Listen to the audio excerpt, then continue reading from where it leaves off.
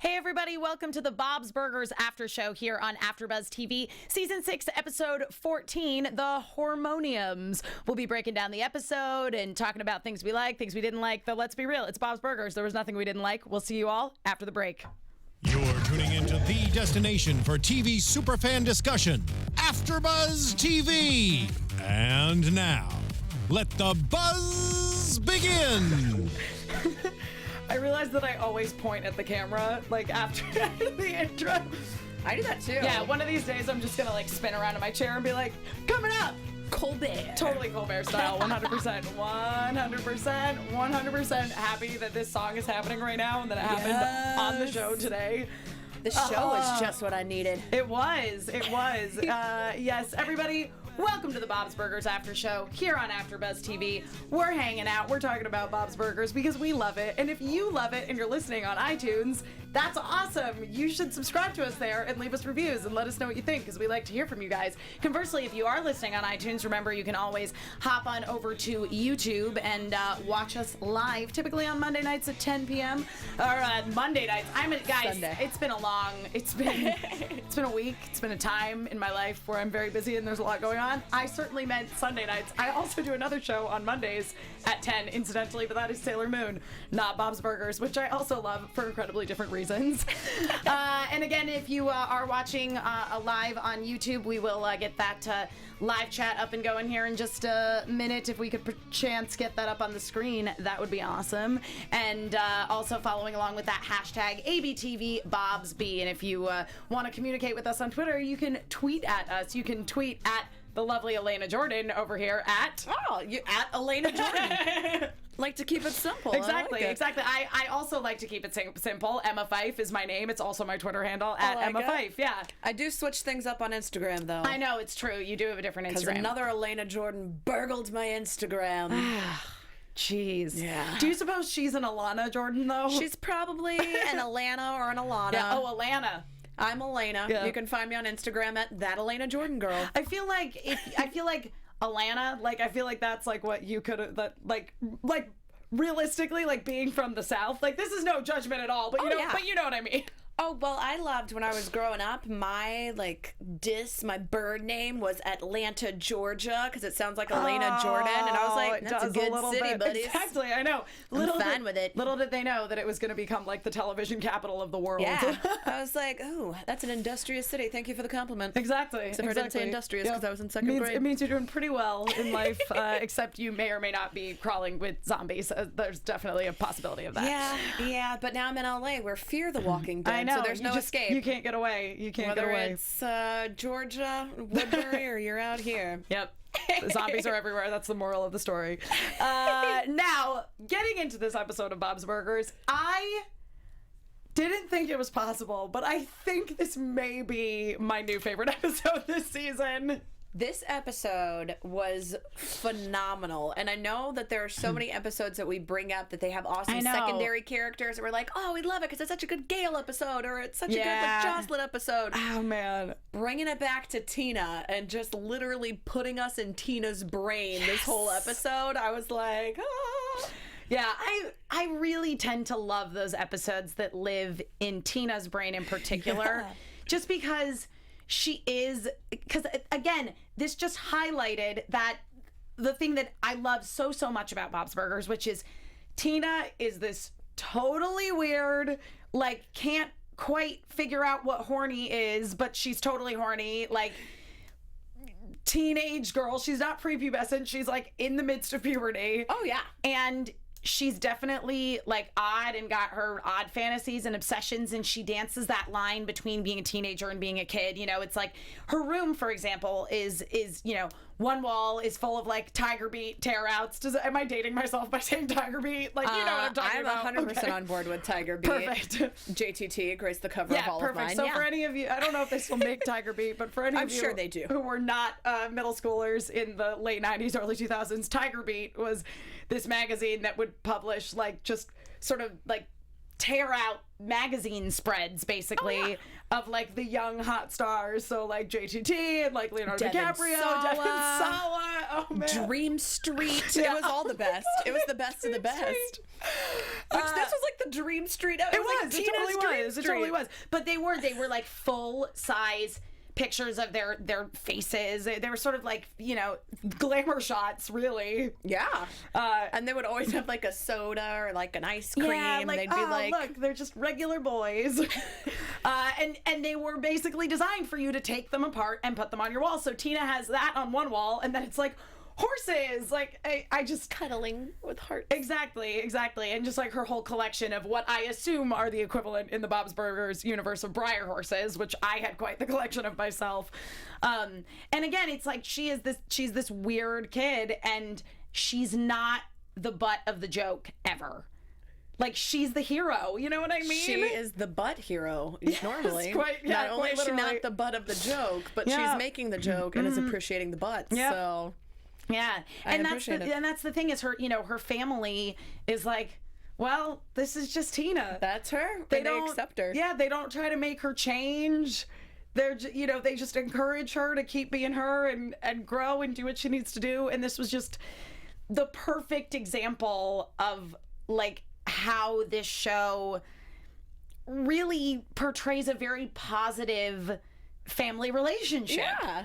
And I love that the way that you phrase it too, how you're like, she dances the line between adulthood and kids. Yeah. Because we literally see her dance in a chorus line of puberty this episode. That's 100% She literally true. dances the line. It was interesting because, I mean, it was very much about that. So, the basic premise of the episode is a sort of a storyline, which was Tina's story. Is Tina is in this group, the Hormone-iums, and they're basically a show choir that instead of performing like songs from Broadway musicals or sort of Broadway musical sounding arrangements of Beyonce songs, they perform original hits about going through puberty. Yes. And all Tina has ever wanted in the world is to be the soloist. And the girl who's normally the soloist got ill.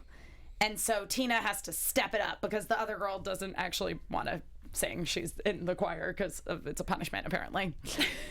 I just don't know how this is the first that we're hearing of the Hormone-iums, that this has been her dream for 2 years. I know. I was like, if there was any prior reference to it, it was just like a passing thing in a previous episode, because I feel like that happened with the Thunder Girls too, where it was like we knew Tina was in the Thunder Girls, but then like they had the cookie episode and it was amazing, and you're like, oh, okay, I get it. I totally see it now.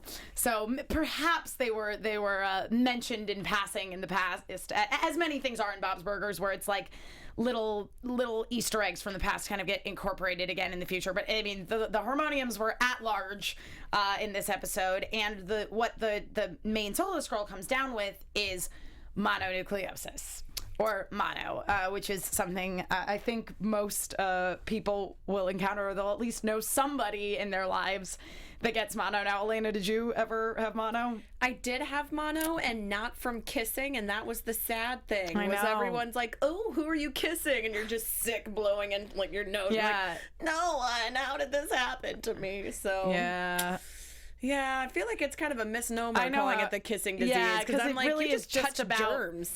Yeah, and it's just about like shit. Like this is why you get it through kissing, is because it is carried in the saliva.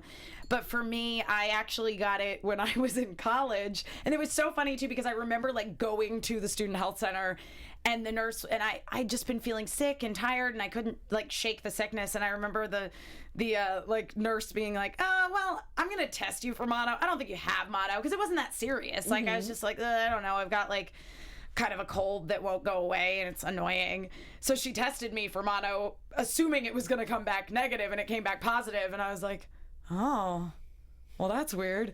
But I realized I think I got it from I went to a fencing tournament my freshman year of college. Yes, I was a fencer, as in sword fighting.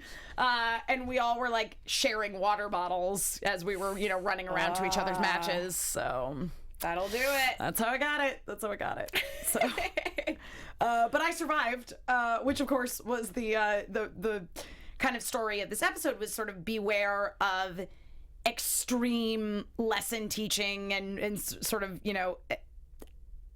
exploitation plays. In this case, it wasn't a film. They were basically doing a play about the dangers of mononucleosis, and it's this like great moment for Mr. Frond, who directs their choir, because he has always wanted them to be able to perform on the main stage, and they have this mandatory assembly because one of the students gets mono, and it's like, oh, this is our big moment.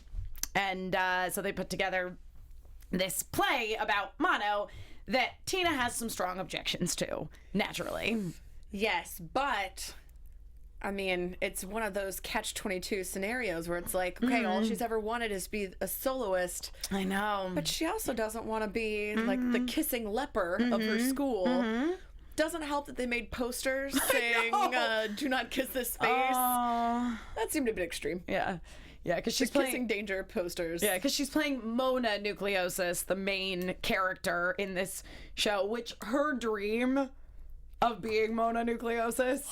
Which one? All of them were phenomenal. The one where she emerged on the red carpet. Oh, brilliant. I know. Brilliant. Just the way that this episode even opened, though, with her whole Broadway. Oh my God, it was so great. Like dancing around, you're breaking out. Yeah. It's simple. They're pimples. It's inside dimples. I know. I know. Yeah, it was really good. Yeah, it was funny. Like, the song in her dream was actually better than like the actual songs that they performed. Like, let Tina do this. She's got the choreography. Seriously. Like, she's already dreamed the whole assembly. I will say the one thing that I was only slightly disappointed in was that like Tina, and it was realistic, but I kind of would have loved it if Tina just like improvised a different glorious ending to the musical. Like she gave a speech. She basically had a monologue about like, no guys, mono is monologue as Mona Nucleosis.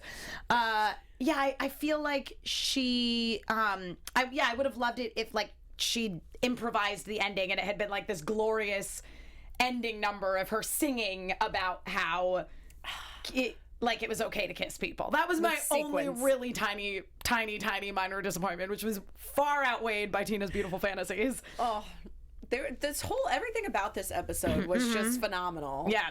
We got 2 dream sequences. Yep. We got puns out the wazoo, which I, of course, love. Yes. We had 4 different burgers of the day. This was over the course of 4 days. 4 different burgers of the day. There were 4 burgers of the day. All right, what were they? So the first one was Captain Pepperjack Marrow Burger. Okay. Which I imagine bone marrow and pepperjack cheese. Totally, absolutely. I hear bone marrow is delicious. I don't know that I've personally ever had it. I've not had bone marrow, but I do like pepperjack cheese. I appreciate pirates and I like puns, so I feel like I would have bought that burger of the day. Love it. Curry on my wayward bun. I didn't notice that one at all. That one was... I also love, too, that they can show passage of time with the burgers. Like, you know that this episode, it was 4 days because there were 4 different burgers. You're right. You're totally right. Like, all right. The frisee it, don't spray it burger. Okay, that one I noticed. And the we bought a zucchini burger. Very clever. Which were all good. And... Which makes up, because at the start of the episode, I always love the business that they put next to them, and it was regret me not tattoo, which I was like, nah, that one's good, not the best. Yeah. Made better by Reach for the Sky, or Roach for the Sky, I wrote that down Exterminator. too. Yeah, I was like, okay, that one was better. Yeah. But then 4 glorious burgers of the day, I was like, oh, you got me this episode, guys. Yep. You've won my heart. Totally and great. my stomach. Now, I feel like there was sort of this other kind of... It's not really a lesson so much as just something that's like kind of relatable and a nice illustration of life in a sense, in that I felt like a lot of Tina's story, it was of course about like, okay, here is something that I've always wanted, and sort of, and for Tina, being the soloist in the Hormone-iums is like the ultimate fame and recognition. Like that's a realistic goal of sort of acclaim that she can aspire to at this point. And then when she achieves it, she suddenly finds herself ostracized from her peers. And I think that that is something that happens. You know what I mean? Like when you suddenly find yourself in the spotlight, there is this certain level of sort of removal and disconnect that you have from like the people around you. I don't know if you've ever experienced anything like that. I haven't too much, just because most of the people I hang out with do kind of the same stuff, so... Yeah, but I just, like, I mean, for me, it's like, I remember when I was in college, and I mean, doing shows, it was kind of different because, you know, there was always lots of people in the cast, and I was a lot with a lot of other musical theater majors that was a musical theater major in college. But I remember the first time I directed a show, and it was like, oh my gosh, it's so cool that you're directing like a musical in the student theater. This is so awesome. But I also felt like I had no friends for a semester because like it was very lonely to be like, to have that level of sort of responsibility and to have that amount of sort of like pressure and eyes on you. Like, I really felt what Tina was going through in this episode. I feel like for Tina it's a little different, because I think if the subject matter had been different, she would have been all on board. Yeah.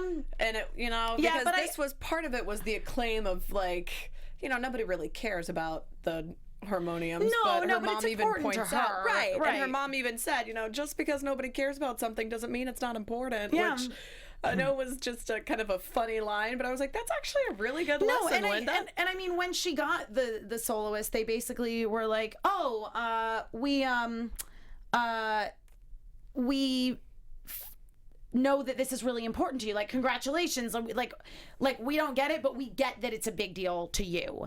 And I think but I think it was very deliberately chosen subject matter to kind of illustrate that idea of like, sometimes when you get what you want, it's not everything you dreamed it was going to be. Yeah, I can definitely see that. You know, and so it was a lot of Tina kind of dealing with the moral dilemma of, okay, I got this thing I always really, really wanted, and I get to be the soloist for forever and ever. This is the bargaining chip that Mr. Frann throws at her, being like, I know you really want this, so you're going to do this thing you don't want to do, that you don't believe in, because after that, you're going to get everything you ever wanted. It's like making that devil's deal, you know what I mean? I love how Mr. Frann is so emotionally manipulative of these children, and you're like, okay. I know, he's like supposed to be the guidance counselor. I was like, slow down, slow your roll. He's guiding people some very, very odd Also, ways. I have not forgotten that he was apparently going on a date with someone who was not Gail. I'm not on board with that, Mr. Frann. No, Mr. Frann is still on my not good people list. I would love to hear though from you guys what some of your Tina-esque dreams are. So tweet at us and hashtag Tina Dream. Tina Dream. Tell us what your Tina Dream is. Yeah, I like it. I'm interested. Yeah, definitely. Yeah, I liked that they specifically picked something that was like a sort of dealing with the repercussions of, because again, it's like expectations versus reality. Expectations, she has this dream of like being on the red carpet and being glamorous and being proposed to by multiple men. None of them worried that kissing her will kill them. Nope, exactly. And then the reality of it is she gets uninvited from Jocelyn's birthday party because she has become the icon for like no kissing, for kissing being bad and leading to death. The poster child, the teen beat poster child of don't kiss this face. Yep. It's the worst thing. It really is. Besides, like, hide your butts or something. Yeah. It's like Tina's worst nightmare. Yeah. Yep. But ultimately, first of all, I really liked the scene where they all were going to go to the shoe store to get the wine shoe, which is the other storyline, which we'll talk about in just a second here. But where Jean's like, there is no way that you guys are going without me. And so they're like, all right, Jean, I guess you can come. And Louise is like, yeah, me too. And they're like, Tina, you want to come with us? And she's like, no, I'll just stay home and learn my lines. Because like I feel like I was that kid too. Like I was constantly agonizing over all of my life decisions. I mean, I'm well aware of the fact that like I am so Tina on the inside, but that's part of the reason I love Bob's Burgers is like I feel like I'm looking at myself as a 14-year-old. I was a little... no, I wasn't any less awkward than Tina. Nope, I take that back. I was gonna be like, I wasn't quite as awkward as Tina, but that is not true. I feel like even now as an adult, I'm more awkward than Tina, and so I'm like, I feel you, Tina. Like you're my spirit animal. Yeah, yep. I've got the heart of Tina and the appetite of Jean. And the vocal stylings of Linda. I love it.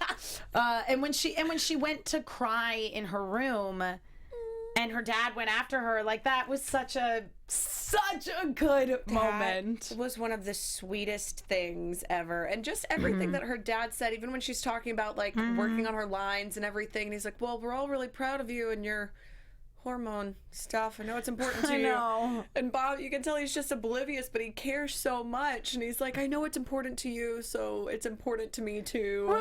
Right. And just wants everybody to be happy and loves and cares about his family so much. Yeah, definitely. And I mean, and again, and he had really good advice of the, Tina was dealing with, this is what I want, but it's not the way that I want it, because I want to be in the spotlight. I want to be the soloist. I want people to see me, but I don't want people to see me as, the face of death by kiss. And also, I know that's not true. And Bob's advice being like, if you're doing something that you don't believe in, then you shouldn't do it. It's like, it's your mouth. You have control over who you kiss and what you say. Exactly. And such a good line. And it was so cute too when she was like, no boys are ever gonna want to kiss me. And her dad was like, no, Tina, people are gonna want to kiss you. And she's like, boys? He's like, yes. What do they look like? Well, I mean, it's just kind of a hypothetical. Tan? Yes. Are they tan? Yes, they're definitely tan boys. But not like the orangey tan? No. He's so good about dealing with his teenage daughter and his wife, because she was going to go and talk to Tina, but was still upset about her storyline. Yeah, because we learned that Linda has this brilliant auction, this lost and found auction that she runs at the restaurant.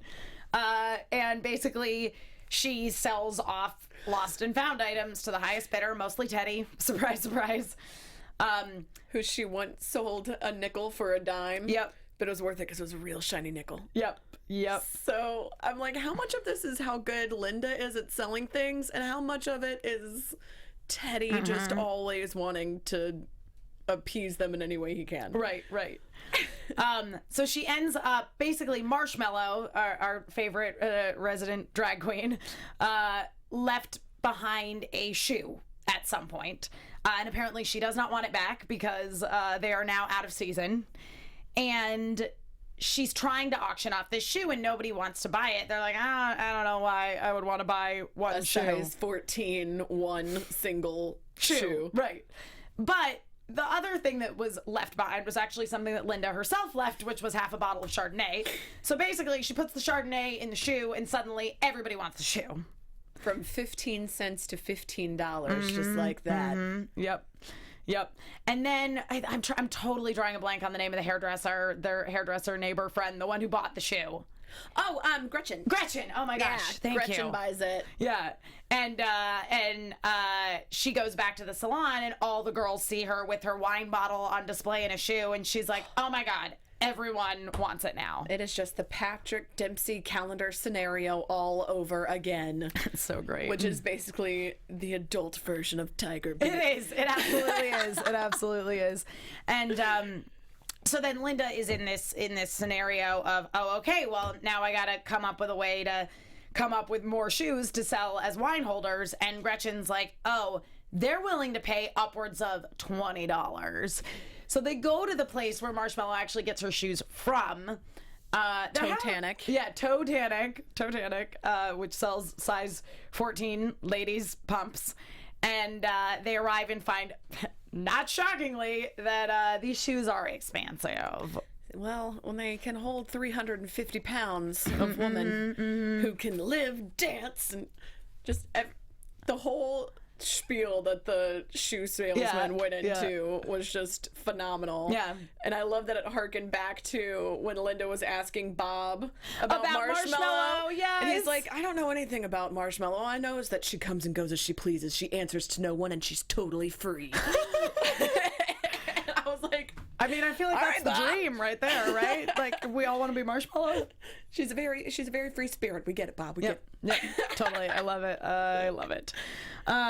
So they instead decide, since obviously they're not going to be able to purchase $160 worth of one pair of shoes that they're trying to sell for like $20 to hold wine bottles in it, they decide to try to get the Fischoeder brothers to invest in their business. Yes. And I loved Bob's pitch for the business. Bob's pitch was amazing. The money fight was phenomenal. They were just on it this whole episode. Even drag queen name, my new favorite ever, Miss Taint Behavin'. Oh, I know. I was like, that is hilarious. Yep. That is awesome. And I also understand why these shoes should be so expensive if phenomenal ladies like that are wearing them. Like, he totally sold those shoes to me. Oh, 100%. I was like, if I came in and I was looking for a pair of shoes and someone said that, I'd be like, yes. Be like, these are the ones. These are them. Yes. They are the fairy tale of shoes.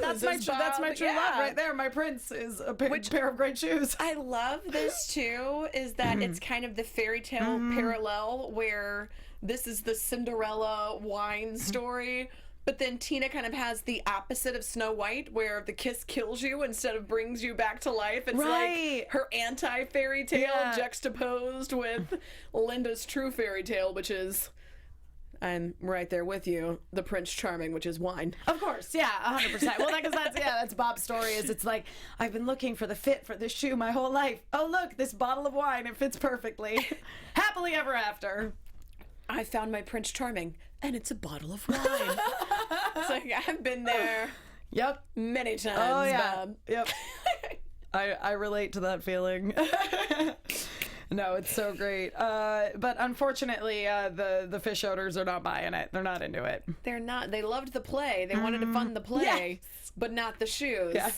Which I'm like, at that point, just say, yes, this is a play that we're doing. At least, yeah. But I do love that Mr. Fischoeder was like, so you are not here to give me rent money? Yep. That's great. That's great. Oh, yes.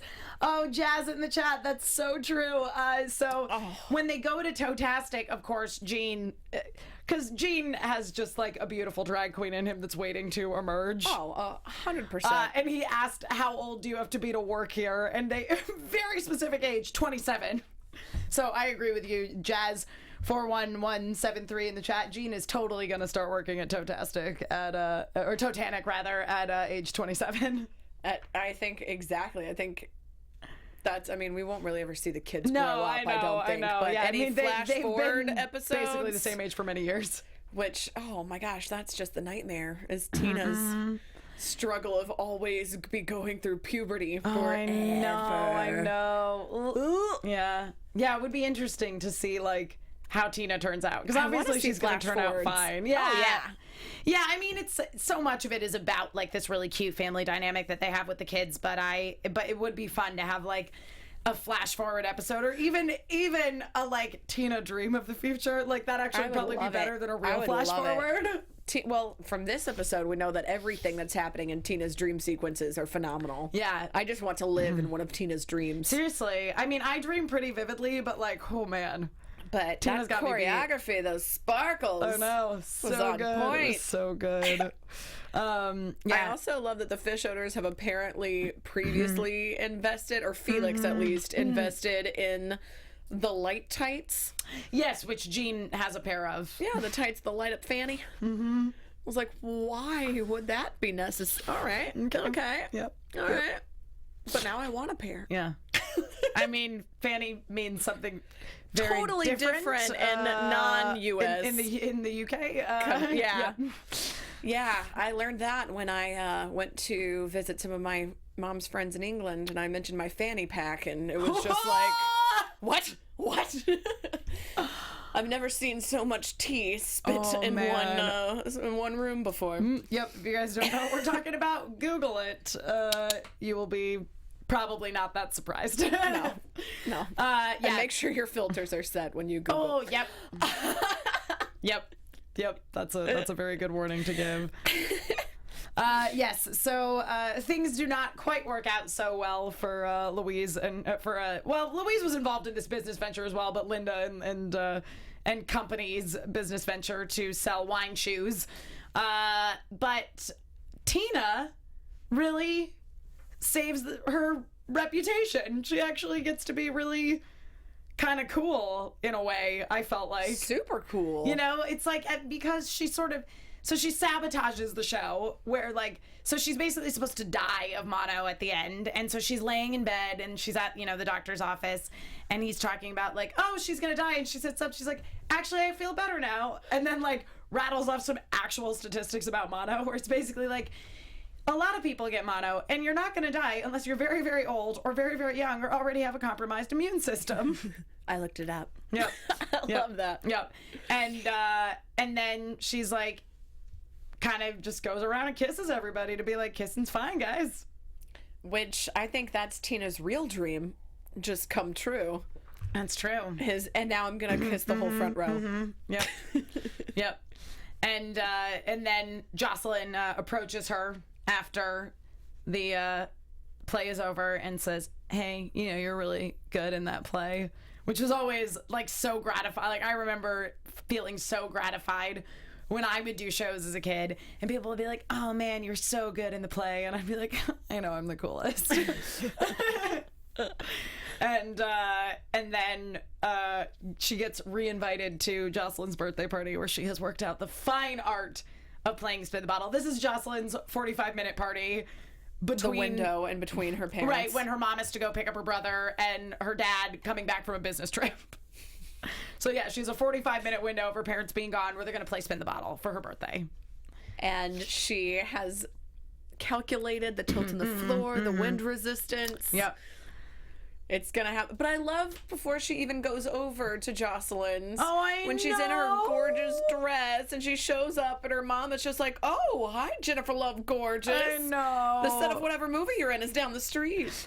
Yeah. Her mom just had so many awesome things today, too. Like, I loved how empowering they were for Yeah. Like, even when Tina was talking about, you know, when she wakes up from her second dream and her mom is like, all right, you ready for school? And she's like, school better get ready for me. Yes. She's like, I love it. I love the confidence. Yes. And for all of his emotional manipulation of children, I did like Mr. Franz quote of where he's like talking Tina into doing the show, and she's like, I don't know, I don't want to do it. It's like, okay, yeah, I'll do it because I want to be the permanent soloist. And he says, right, press your feelings into a tight little diamond and sparkle. I do love that, even though horrible advice from a guidance counselor. Horrible advice from a guidance counselor. But like, let's be real, that is all something that is something we all do. We've thought it, we've done it. Yep. And I love that Mr. Fraun even is like, when he's trying to validate his play too, he just has such strong opinions. And he's like, oh, really? We should tone it down? That's what gets your point across, is non-extreme action. Just really subtle. Really subtle. That's what we should do, Tina. And you're like, oh, okay. Whoa. Calm down, Fraun. Maybe we go make some dolls for Gail. Creepy. And, really creepy. Yes. Anything else you want to talk about before we kind of wrap things up here? Well, I love that Linda had actually invented something, the booze shoes that had been invented for 5 years. Know. But with the support of her family, is going to move to sandal candles. Yes, sandal candles. Which I hope it's a sandalwood candle in Ah, a wooden sandal. Very smart. Wouldn't that? It's so much. That's it's like perfect. a sandal candleception. It is. Candle sandalception. Candle sandalception should be the name of the company. Yes. I'm telling you, me and Linda, we I know, would you should go rule into the business world. together. It's too bad that she's like two-dimensional and animated and all that. Well, I feel like sometimes I can be two-dimensional or animated, depending on the mood. So, True. you know, it works. It could all work out for you. And did you also know that the bottle is Pizzazz soda instead of Pizzazz? It was Pizzazz. I was like, okay, love it. That's love great. it. Everything ties in. Yeah, it's so great. Yeah, I was trying to figure out like if there was anything else that I feel like we covered it. It was good. It was a good episode about like the sort of double-edged sword of getting everything you want and also like standing up for what you believe in and, you know, pursuing a dream even if somebody already had that dream and has a successful business. Just still go for your dreams. Yeah. If somebody else has already come up with it, that just means you came up with something that people want to buy. Exactly. It's all about the way that you view things. Absolutely. Absolutely. All right. So I think that about covers it. So thanks for those of you who watched live this evening. Thanks for tuning in and joining in on the chat. Remember to keep sharing your Tina dreams with us using that Hashtag Tina Dream. Hashtag Tina Dream. So we know what kind of dreams you had when you were 14, and if they came true, not quite as you imagined them. Until next week, Alana, where can people keep up with you? What you doing? You can find me all over the internets on Twitter at Alana Jordan, ALANAJORDAN, and on Instagram at That Alana Jordan Girl. And I am Emma Fyffe. You can follow me all over the internet wherever Emma Fyffes are sold at Emma Fyffe.